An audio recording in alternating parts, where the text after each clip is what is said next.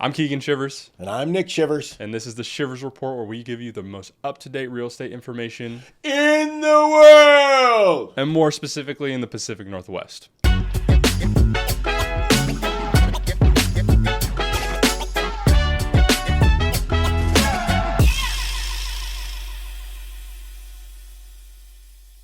So we've kind of talked about this in our office a little bit. I mean, I got my license in 2021, have really jumped into it lately, so I haven't felt as big of a time span in the different markets that we've felt since early 2000s, like you have, like some of the other agents that are on our team have felt since 2010s.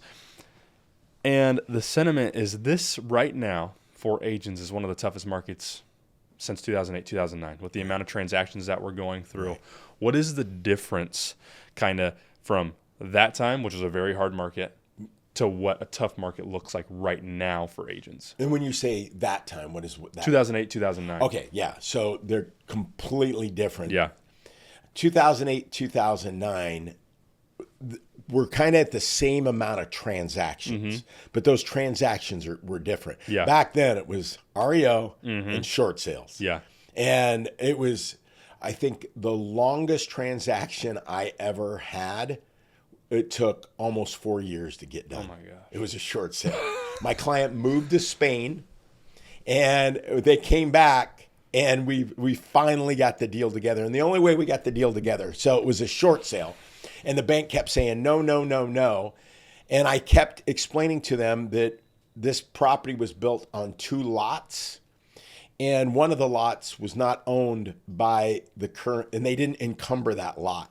The bank didn't encumber it. So I said, okay, you can foreclose on this property, but you're going to have to tear half the house down because it's on a lot that's not owned by this person. And then they finally approved it. So that deal took 4 years. So and now it is, we have sellers that are hoping it's back in 2022. And you got buyers that are hoping it's 2019 to 2018. Yeah. So there is a total battle there, and it's changing. In certain areas, it's still a seller's market. In certain areas, it's a buyer's market. And another thing, I think, because some of our senior agents, they weren't around in when the short sale days. They went through what I call the heaven of real estate. When it was you listed a property before it even went live, you had 10, 15, 20 offers, hundreds of $1,000s, waiving everything. Yeah. And now that market is gone. Now we still get multiple offers on dialed in properties in great locations priced correctly. Yeah. But when you go from the heaven of real estate to one of the slowest periods of transactions, longer days on the market, more price cuts with expectations of sellers here and expectations of buyers here. I mean, it's just a lot of, and that's why, Keegan, we at our team, we preach, you have to understand what's happening in macro and micro economics. Yeah.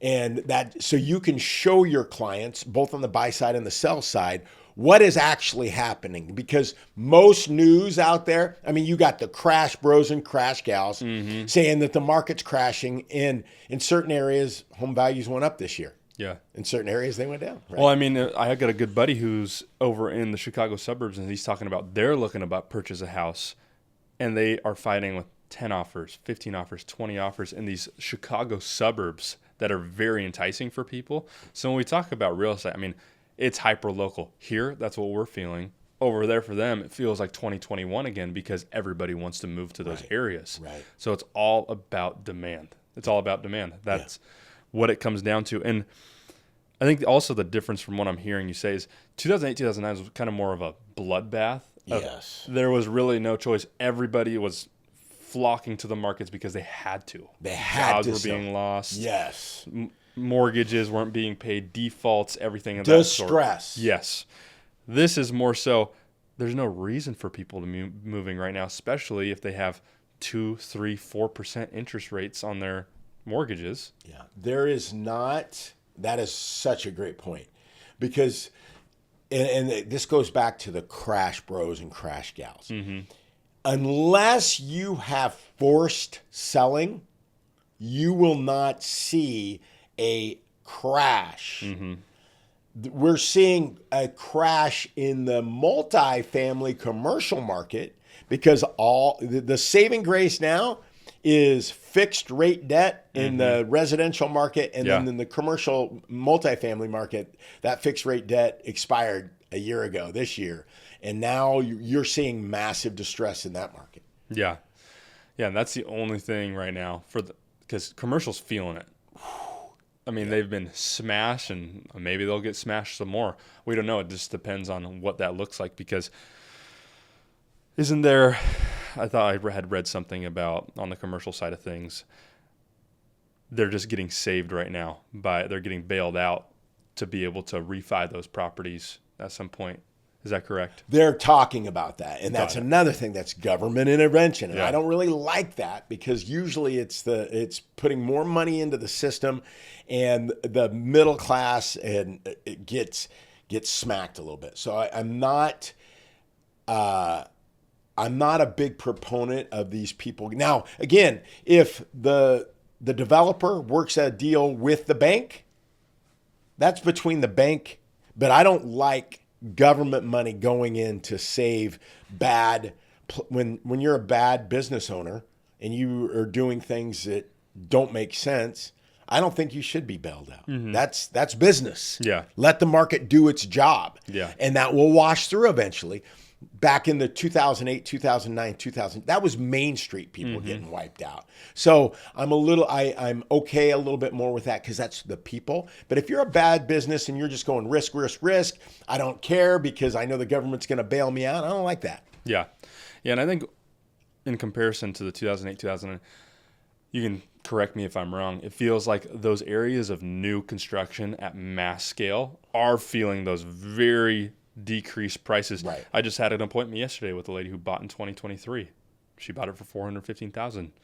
We're most likely going to sell her home for under $400,000. Right. Just 3 years later.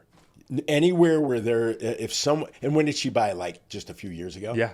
Yeah. If you bought anywhere around new construction or downtown condos, we were just talking about that one where the lady bought it for what, $650? Yeah. It's been on the market with another agent for like a year at what? Now they're at $538,000. So $100,000 difference, and it's still not selling. Yeah. Okay, those areas are beat up big time in the residential space. Yeah, those ones are feeling it.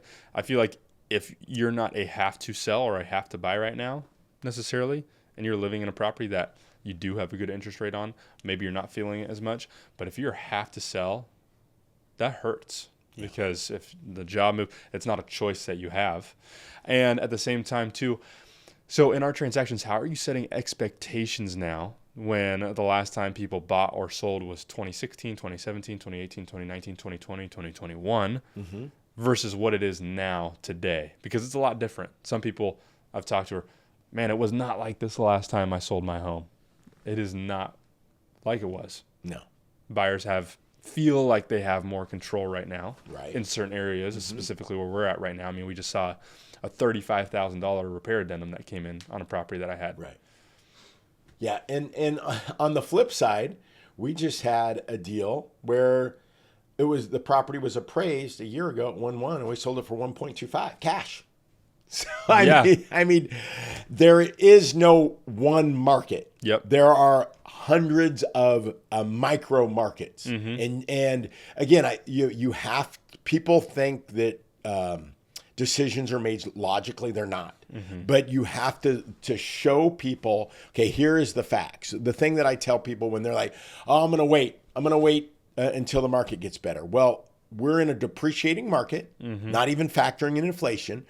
And let's look, since 2020, you're still up 35%. Yeah. If I would have went and talked to you in 2020 and said, hey, you would be up in 2026, you'd be up 35, 40%. Would you be happy? Absolutely. But now you're thinking, oh, I lost 6%. I lost since the peak.